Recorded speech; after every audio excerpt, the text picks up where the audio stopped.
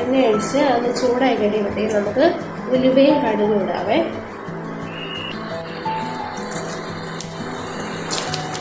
ഉലുവയും കടുകും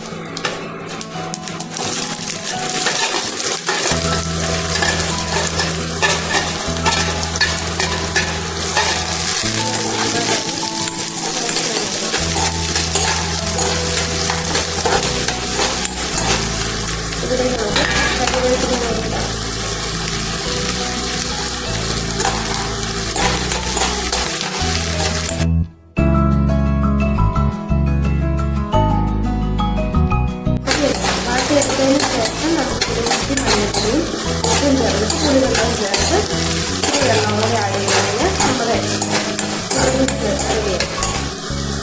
നമ്മളൊരു ഇച്ചിരി മഞ്ഞൾപ്പൊടി ഇടുക.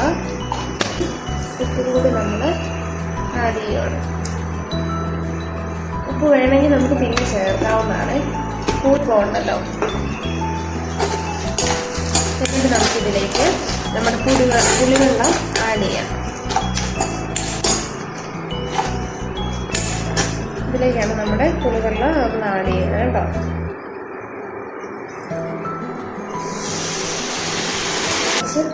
അല്ലാത്ത വെള്ളവും കൂടെ ആഡ് ചെയ്യാതെ